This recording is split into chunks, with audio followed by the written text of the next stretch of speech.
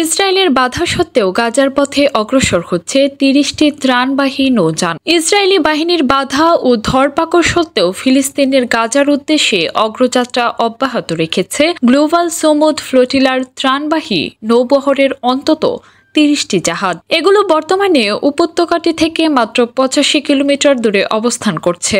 Reuters গতকাল বুধবার জানিয়েছে, গভীর রাতে গাজা উপকূল থেকে প্রায় 129 কিলোমিটার দূরে ভূমধ্য সাগরে থাকা অবস্থায় নৌবহরটির উপর হামলা চালায় ইসরায়েলি বাহিনী।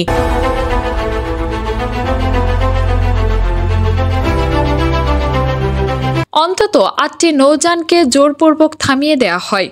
সেগুলোর মধ্যে রয়েছে দেউর ইয়াসিন, হিউগা, স্পেকটার, আদারা, আলমা, সিরিয়াস, আরোরা ও গ্রান্ডিব্লো।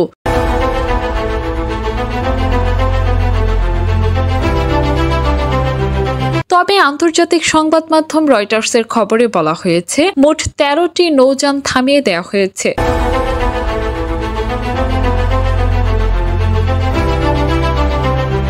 এদিকে আটক নৌযানগুলো থেকে বেশ কয়েকজন অধিকার কর্মীকে আটক করে ইসরায়েলি সেনারা। তাদের মধ্যে সুইডেনের খ্যাতনামা জলবায়ু কর্মী গ্রেটা থুনবার্গও রয়েছেন।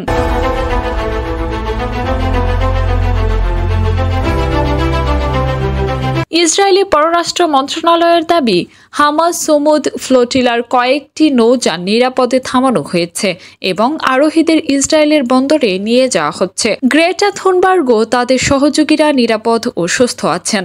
সবকিছু ঠিক থাকলে এবং আর কোনো বাধা না এলে স্থানীয় সময় বৃহস্পতিবার সকালেই ফ্লোটিলার অবশিষ্ট নৌযানগুলো গাজা উপকূলে পৌঁছানোর কথা ছিল।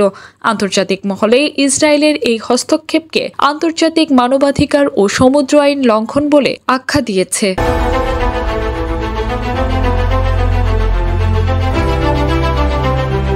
কাজী উপমা মিম, ডেস্ক রিপোর্ট, দিগন্ত টিভি।